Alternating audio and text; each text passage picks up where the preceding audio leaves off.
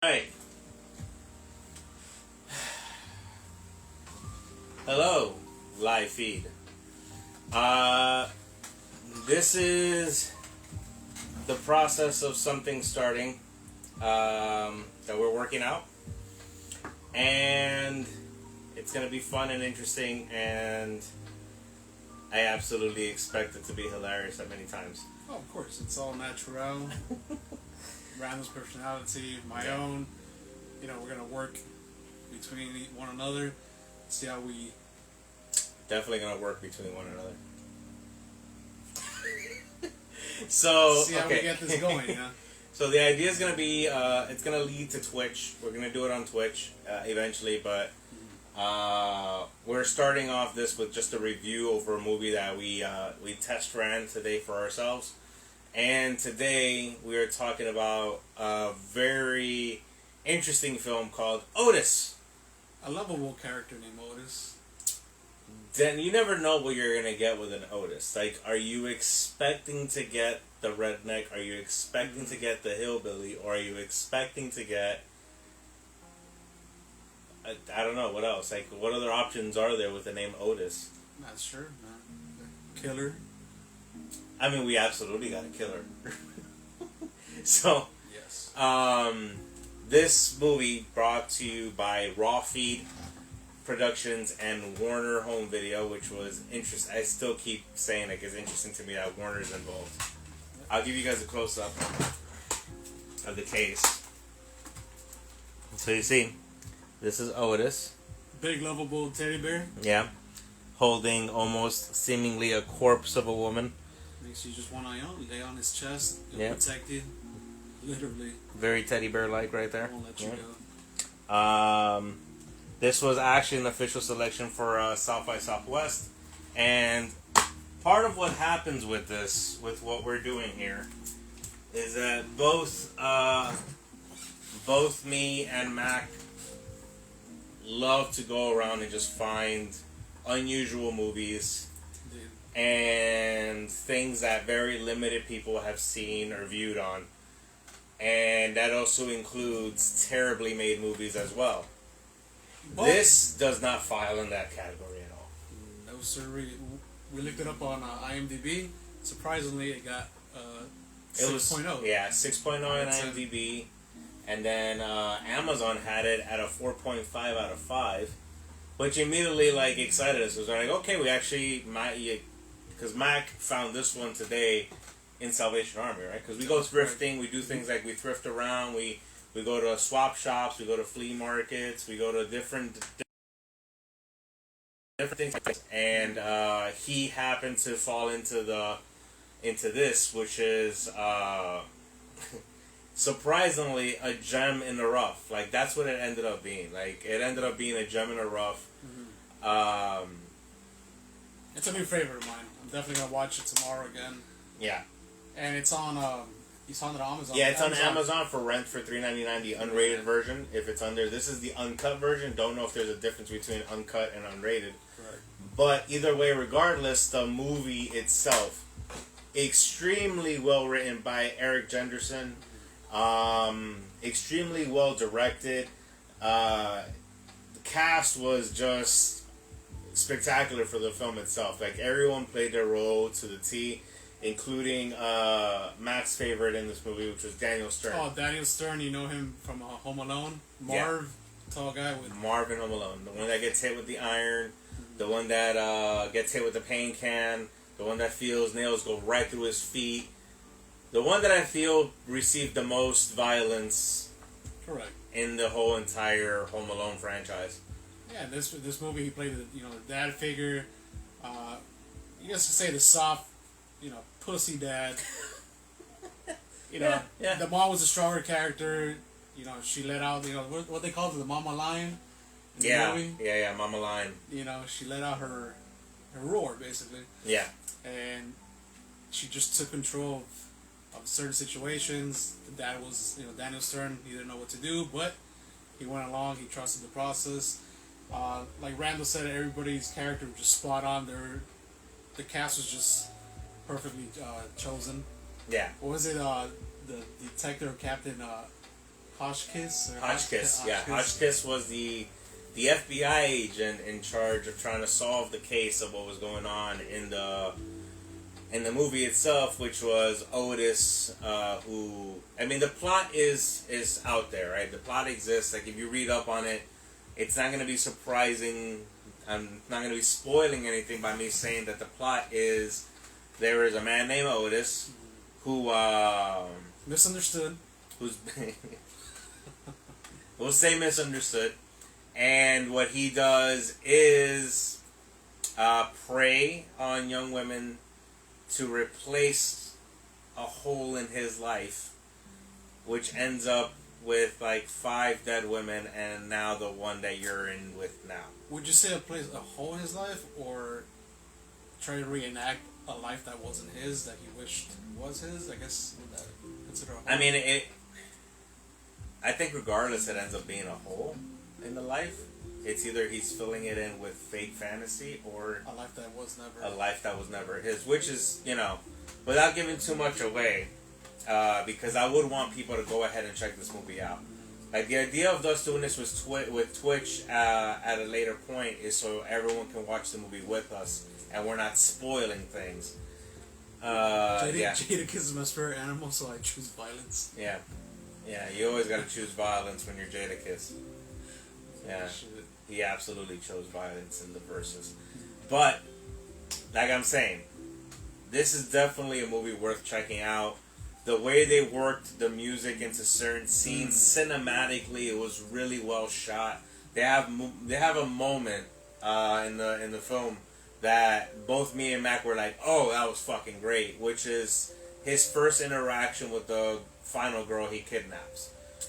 And the whole transition of how that goes to the point where he realizes this is going to be the next girl that he's going to be taking in, was just, like, sublime the way they did it. Yeah. It was fucking fantastic. And if you're into serial killers, or, you know, not that you idolize them, but you're into that, you know, you want to know why they think that or how they choose their victims, that gives you, you know, the questionnaire of how he just sees her and he just orgasms.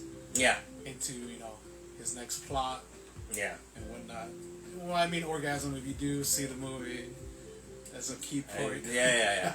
I mean, it was pretty evident that the introduction to his next victim was fairly orgasmic to him. And like I said, the character Otis, which was played by Boston Christopher. Thank you. Yeah. I believe he is 6'4", 300 pounds, as stated in the movie. Yeah. So you just see this gargantuan person, and if you look at him, you're just dead in your feet. Yeah. Wouldn't know what to do. I mean, I'm 5'7", 6'4", I wouldn't. So that also plays a key part in, you know, these fragile little girls wouldn't know what to do. They're helpless, hopeless. But, you know, size matters, but in this movie it does not. You know, it's your brain. Yeah. So. Yeah, no, there was a lot of ways that they took a very serious kind of topic and turned it on its head and made a comedic fucking great movie out of it. Because it has the comedic twist. It has a lot of seriousness to it as well, because it is technically a serious topic, obviously. But, man, the way they handled it, it was ideal. Correct me if I'm wrong, but the movie had me rooting for both the killer, the family, everybody.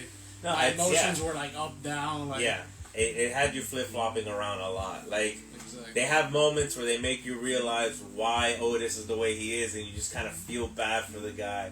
But then they have moments where you realize how bad of a guy he is, and you're like, no, maybe he deserves what may come to him. Correct. I mean, it's just, they did such a good job with it. Honestly, they did. Like, the writing for the movie was really well done. The casting was really well done. The music was fantastic. The photography for it was fantastic. All around, they knocked it out the park. And then I see why it gets rated as a 6.0 on IMDb, which is at least, you know, closer towards the highest level. Because you're not gonna say this is The Godfather. You're not gonna say this is one of those great movies.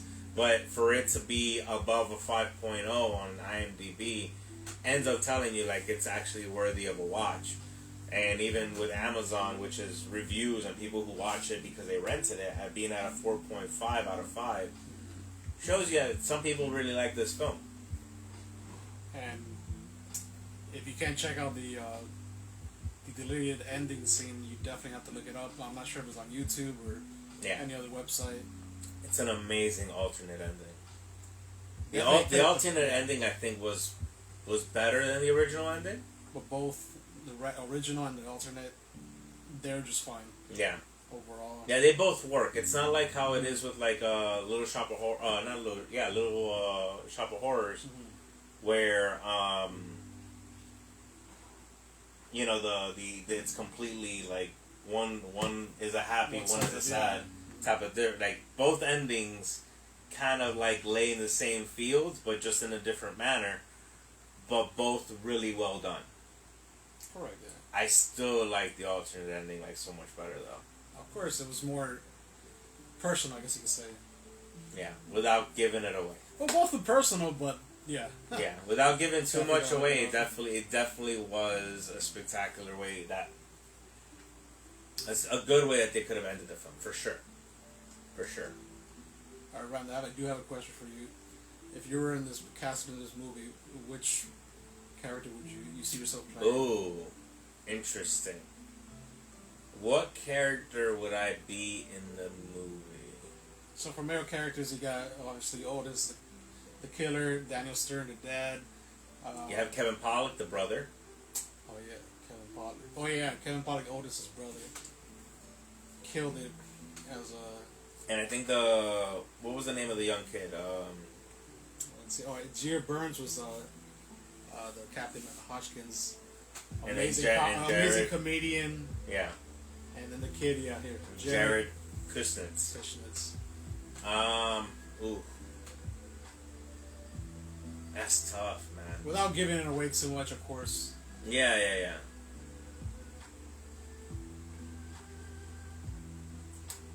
I think I would be more in line with Daniel Stern. Because I feel like I'd be questioning every single thing going on until the point of that self-realization moment in the movie, without giving that away. But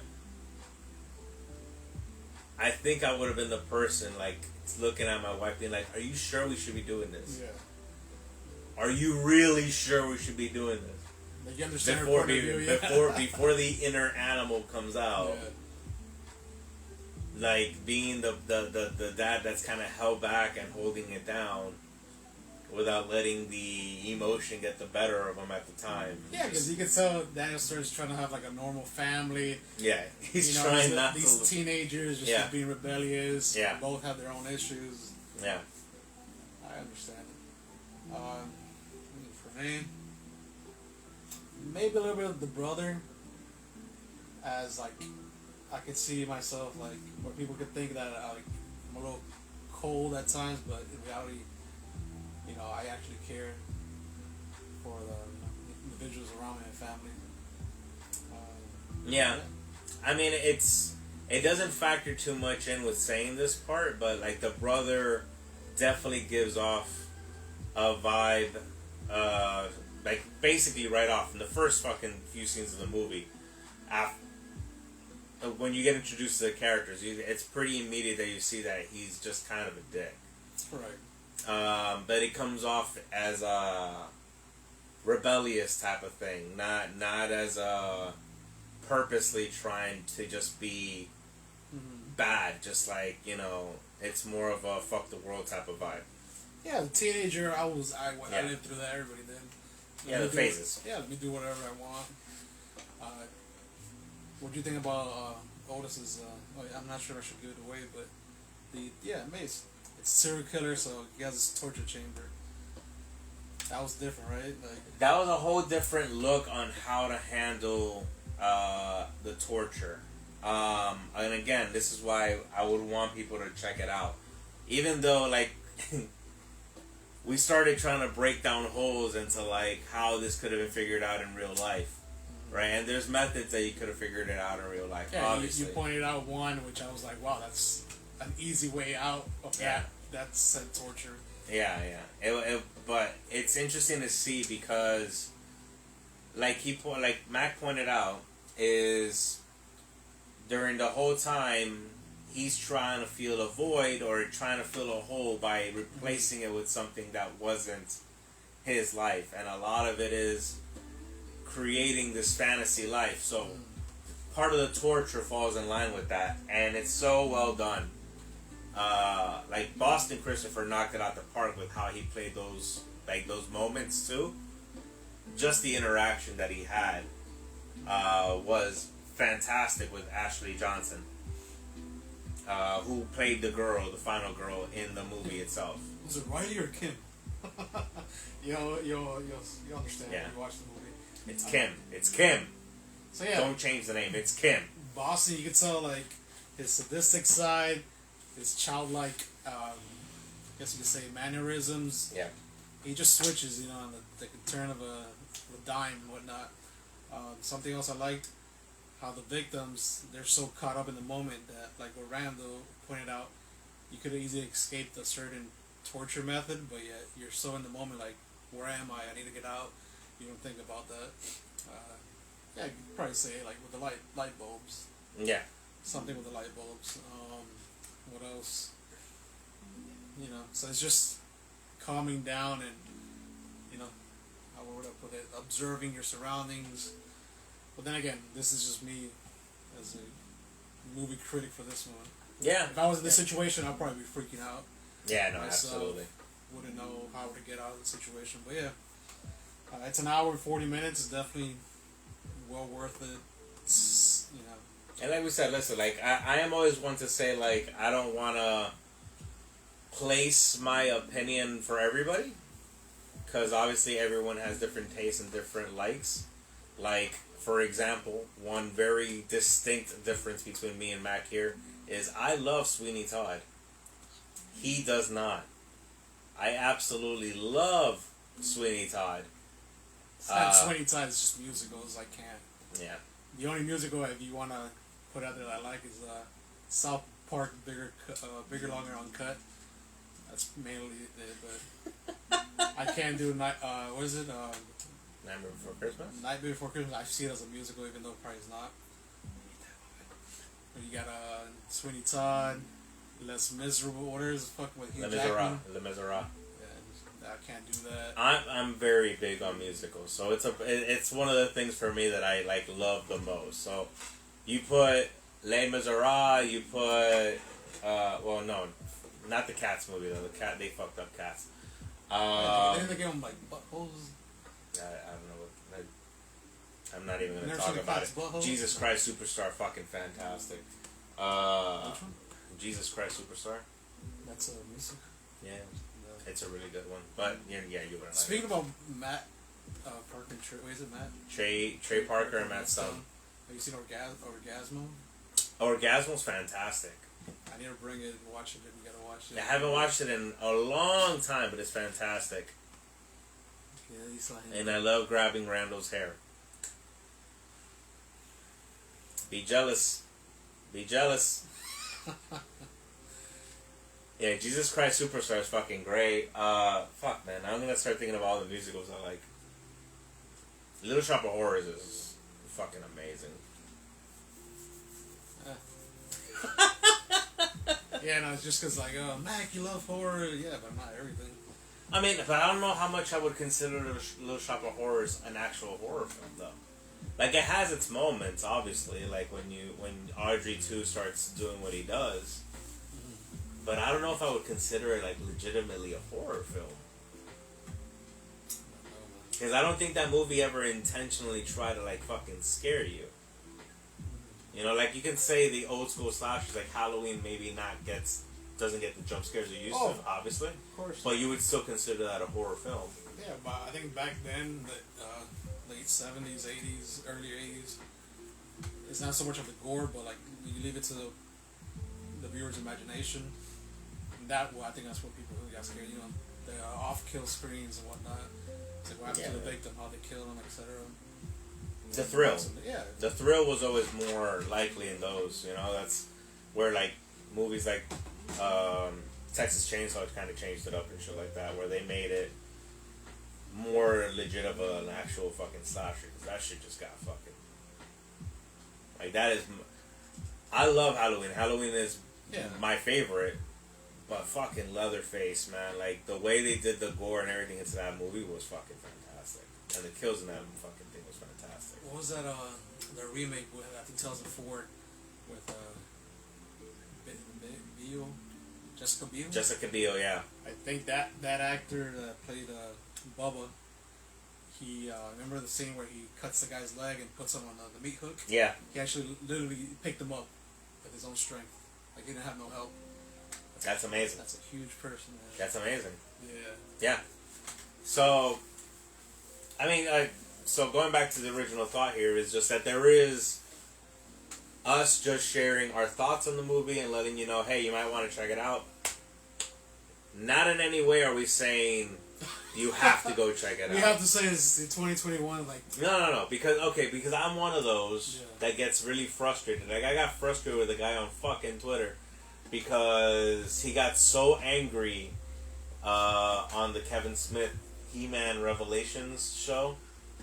And it's like, because, it's supposed to be a follow-up to the original, and he didn't do what he was supposed to do, and this and this and that. He said he was going to do this, he was going to do that shit, and blah, blah, blah, blah. And I'm like, bro, like, stop your lies, you're telling us. I'm going to tell you. I'm not obligating anything. But my whole thing there was like, dude, if you just want to relive the 80s, go watch the 80s one. Like, if you're gonna bash this one simply because you're not getting enough He-Man in it, it was annoying. And that's what I heard. I haven't watched it, but that's what I heard. Yeah, but the thing was, and the thing is about this, it's 5 episodes in. There's still 5 episodes left. Yeah. They released a part 1 and a part 2, and the thing was, sorry for anybody who hasn't watched it. I'm going to spoil part of this, but I think everybody knows by now because everybody blasted. But He-Man dies in the first episode. But then he comes back at the end in 5. So he's only in episode 1 and then in episode 5. So what do you think's going to happen in the rest of the fucking 5 episodes? It's going to be He-Man. They didn't like that they based so much on Tila and that they based so much on Orko. They didn't want any of the secondary or ancillary characters to get any light. They just wanted He-Man. And I don't know if that's just, like, your own frustrations that you wanted that visualization for yourself. I'm not sure. But I don't see a reason why. They review bombed that movie on purpose. Like, people who didn't watch it, they just said, oh, it's terrible. It didn't have He-Man. Oh, fuck it. Negative. So they review bombed it on purpose. You don't even have your own opinion, your own voice. No. Exactly. And it's like it happened recently with Beyonce and Trick Daddy, because Trick Daddy said Beyonce can't sing. Oh my god, yes, the fucking. So he said that they review bombed his restaurant in Miami. The soul food. Like, dude, that to me is taking it too over the top. So that's why I want to make it clear that what we're trying to do here is we're sharing our thoughts, our personal thoughts on a movie. There's going to be times that we're probably not going to agree on some of the movies. I'm probably going to say, this was great. And I'll probably be quiet as fuck. Yeah. He's probably quiet. I'll be like, this movie. Yeah. But yeah, back to the Trick Daddy Beyonce thing. So Trick Daddy just said something about Beyonce. Did not ruin her career, her business, nothing. Nope. Yeah, her fucking, what do you call them? Beehive? That shit. They go and, like, try to demolish this guy's reputation. Well, not, the restaurant. And that's like, why would you do that? Yeah, no, exactly, no, the shit is that's the fucking ideal, the realistic point of the He-Man thing. It's called Masters of the Universe Revelations, not He-Man Revelations. So let the Masters of the Universe be a part of the show. Why do you, if you only want He-Man and Skeletor, then request a show that's only He-Man and Skeletor, like, or you do that know, shit yourself, yeah, you know? whatever. But this is supposed to be a sequel for what ended in the 80s, which means therefore there was nothing planned. There was no follow-up. Nothing existed. They've done comics, but none of it was really following up to what the fuck happened in the show. It's like, why not? You know? So he had to create it out of thin air, and he created something, and that's just what it is. If it isn't your cup of tea, then it's not your cup of tea. Yeah, the thing is, like, be happy he brought this back. You know, it's been what, fucking like 40 years or whatnot. Oh, it's been a fucking long time since we haven't had any He-Man. So why bring it back and still complain? At least in that form, but like the reality is, like, there was nothing there. Like, this is a newly created, you know, imagined continuation. Like, people acting like, oh, that's not what it should be. Like, well, then what should it have been, bro? Like, what should it have been? Exactly. And if that's what you want, then go make your fanboy version, because people do make fan-made films. Go make a fan-made version of it. Exactly. Or they did the Power Rangers that are dope. That was amazing. Freaking really well done. As much as Jason David Frank wanted to hate on it, because he's protecting, you know. It was just weird, because now he's doing, like, one that's more violent, right? Like, I think Legend of the White Dragons is something like that, yeah. I saw a little piece of it. He was like, oh, we just wrapped up filming, but all I was talking about it, it's just a bunch of helmets on the table. Oh, because they did it through Kickstarter. So they did a Kickstarter for the movie. Yeah, like when he came down to Corca Comics, because he visited the store in February, he did a signing for us, and it was really fun, really great to have him there. It was, it was just great to have him there. But he talked a lot about the movie. But it got financial backing through a few ways, but one of the primary ways was through Kickstarter. And a lot of people who backed with a certain amount are going to be getting a signed helmet by I believe, the cast. That's awesome. So, I mean, I'm sure that also required a nice chunk of money to invest into that movie. Yeah, I'm sure that's going to make those people feel like they did something. Yeah. Yeah, no, it's great. You know, he had an idea put together, and he wanted to make it happen, and he did. You know, but we've gone around a couple of circles here. Do you want to show? Ultimately, yeah. I want to say, our opinion is just our opinion. We're not saying it's your opinion. If you watched Otis and hated it, cool. You could share your opinion with us after you watch it. We'll be okay with it. I'm not going to be mad. I'm only going to be mad when you force people to review something, review bomb it just because you don't like it.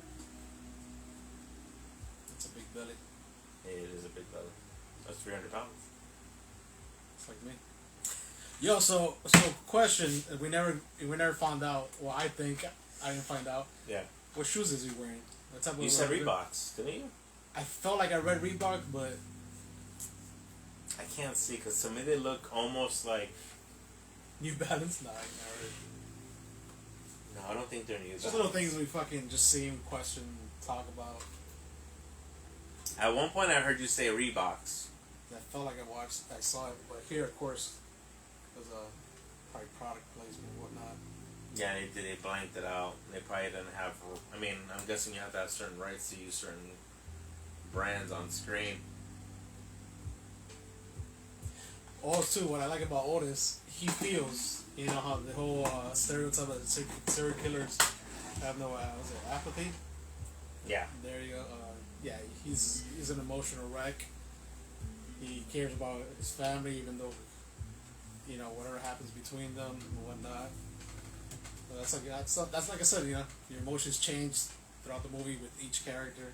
Yeah, psychologically, he's really messed up. He's trying to recreate a family, and he does it in a very aggressive manner. And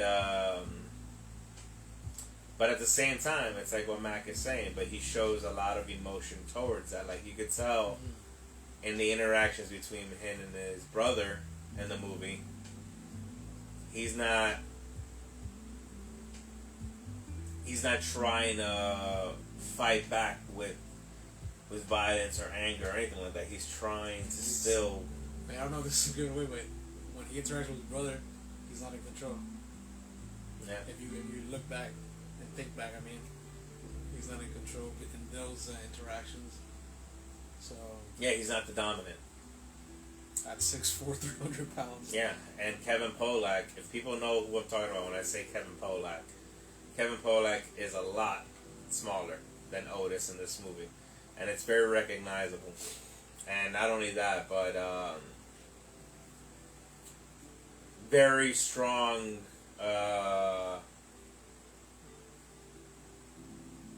How would I state this? Very strong methods used that absolutely aided to create what we get out of Otis.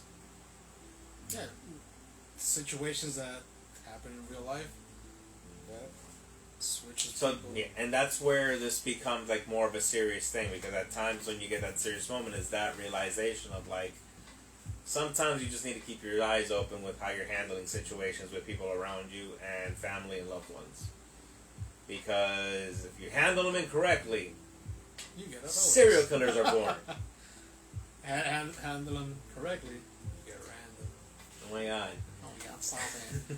I was gonna ask, not ask, but if you want to show the viewers, all -3 of you, the movies we might review next, or oh yeah, you can see the kind of movies. The majority of these I found. Oh, I put them in my backpack. Sorry. Oh, cool. Even better. Chop, chop, Johnson.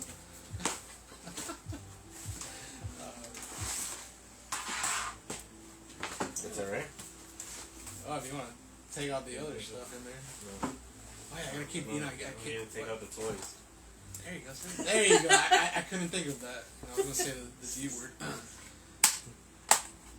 All right. So I think, well, one of these we need to get the first part before we review it, which is we are gonna do this one at one point, which is Bikini Bloodbath Christmas. But apparently, when reading the whole plot to this one, we find out that there's a part 1 to this, which is called Bikini Bloodbath Car Wash, because obviously, you know, a car wash is designated to be a bloodbath, even more so when the killer is apparently a killer chef in a car wash. So that'll be fun. That's the funny thing. A car wash, like, would you say, like, the length of a car wash actual operation system? Like, would you say? I mean, 50 feet maybe or something more. Yeah, like, is it only in the car wash, or does he appear in the back of your seat in the car wash? Surprise! Yeah, and especially because look at the. I mean, I'm guessing he gets the face after part 1. I don't know if his face looks like that in part 1, but it looks like the chef got cooked himself. So that's that. But yeah, do you have part 1? Yeah. If you have part 1, you live in Florida, you don't live in Florida, let me know. Get at me, get at Randall. Definitely purchase it from you. We'll hunt it down. Definitely We'll hunt it down, but if anybody has it, and we have a few people, well, I have a few people who follow me already now in the VHS and DVD community. So if you guys have that in your possession, we'd be interested. This one I'm very curious in watching, which is Frankenstein and the Monster from Hell. Which Angel is dying to get that from me. Yeah. Which is Funknacious. I'll think about it, babe. He's jumped on here a few times, but you're gonna have to wait till we watch it before you're considered for purchase of this. But yeah, so Baron Frankenstein is dead, right? That's precisely what he wants folks to think. He's had it up to here with a public that doesn't appreciate the trouble a mad scientist goes through to snatch good body parts. To carry off his work, he holds up in a place where the possibilities are utterly maddening. A home for the criminally insane. That's interesting as fuck. A home for the criminally insane. So, psych ward. A hand here, a brain there, true to form, the Baron keeps his gruesome creation in Stitches in the 6th and final Fright Fest in Hammer Films. The Frankenstein Cycle. Wait a minute, there's more. Yeah. I have actually Blu-ray Hammer collection I gotta bring. We're gonna watch that. We're gonna watch more than... So this is definitely gonna happen. This one I'm interested in for 2 reasons. One, it's a fucking Trauma film. Trauma is always like really over the top, crazy fucking shit. And 2, it has Joe Spinell. Joe Spinell, absolutely an actor that I don't even know what the fuck, man. Like in Maniac, because I immediately told Mac, like, oh, bro, that's Joe Spinell from Maniac, and I realized he hasn't watched Maniac, and I told him it's a must watch because this guy in that fucking movie Maniac is fantastic, and he's just a great actor in general. So I'm very curious to see what he did with Trauma, and it's called Fanatic, and it seems it's very similar in a degree to Maniac.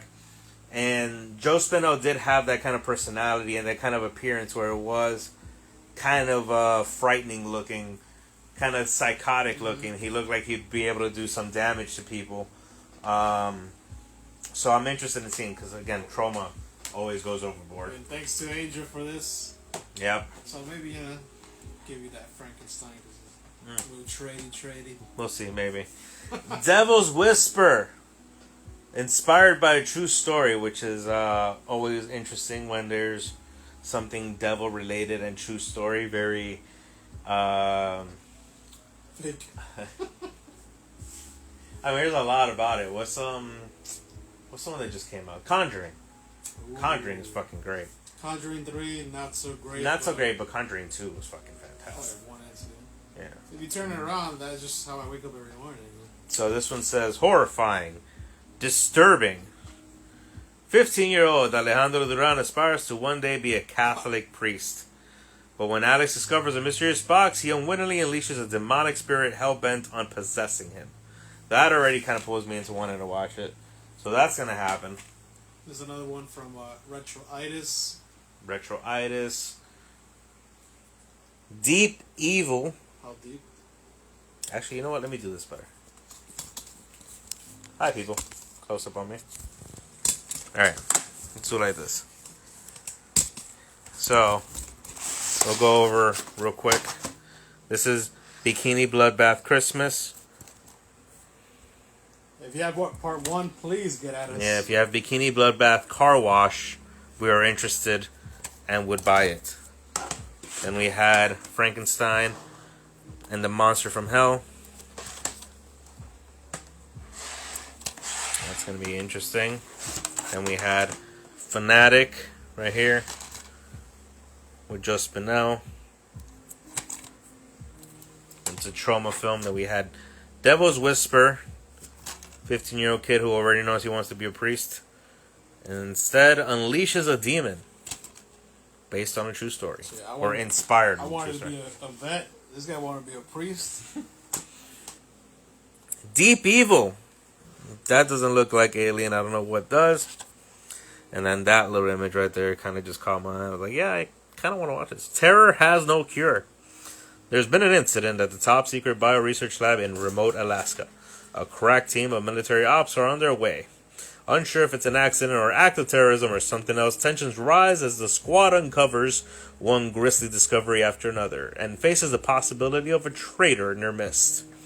So, that's going to be interesting. What I like is like something you see in like early 2000 rap videos.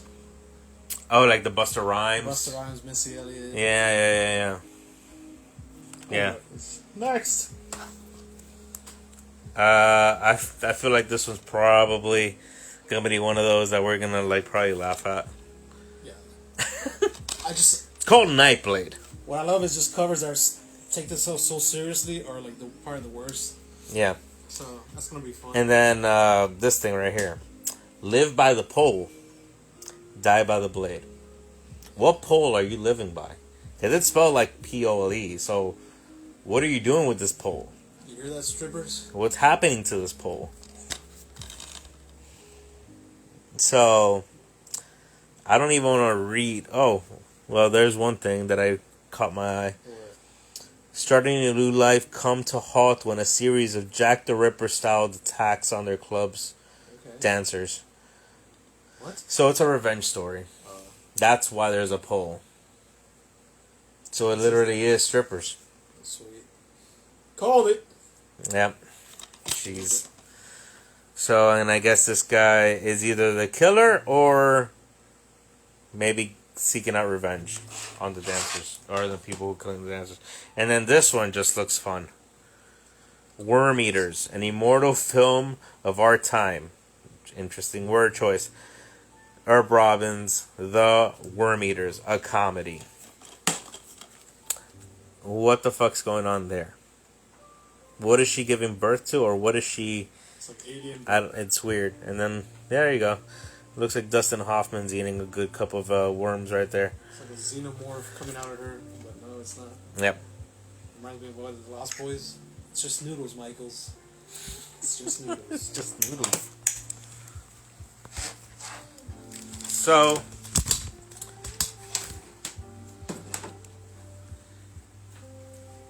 Sarah goodbyes.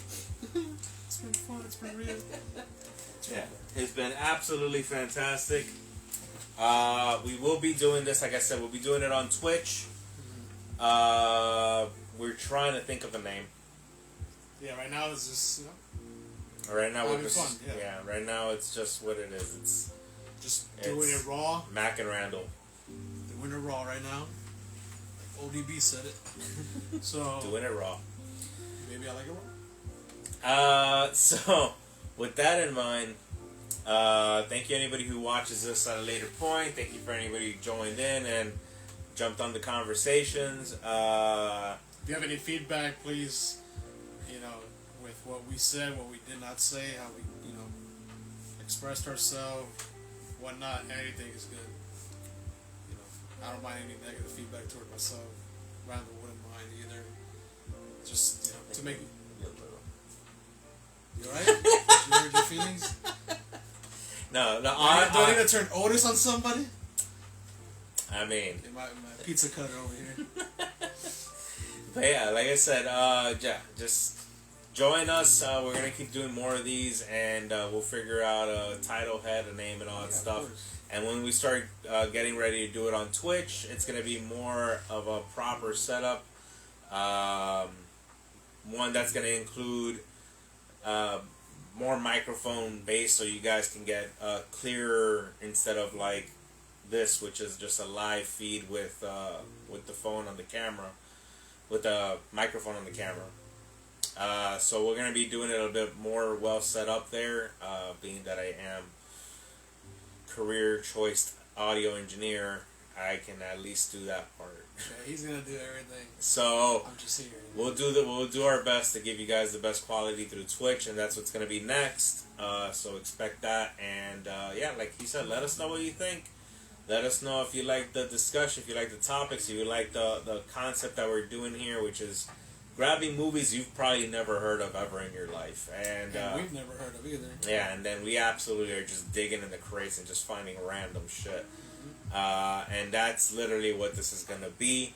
We're not trying to aim to be something like MST3K. We're not trying to be anything like the ordinary reviewers. We're just going to watch movies as fans and share what we thought. And sometimes humor will come out of it, or sometimes just... I was just thinking about a name. And that's all from the Raw guys. Ooh, wow, okay. The Raw guys. Cricket. I mean, it can work. No, it's not. Cut. It's gonna start going through my head now. I'm gonna start thinking of different things we can do. But anyway, like I said, just keep an eye out. We're gonna be doing more of this, and hopefully it'll be entertaining and fun for you guys to just join in and watch us like eat shit, watching movies and talking about random shit that we see. Literally ate shit at Taco Bell after this. That great F meat is the best. Thank you everyone for joining. Have a good night, and peace out. Tell me when I can move. I should just leave it like that for like 2 minutes.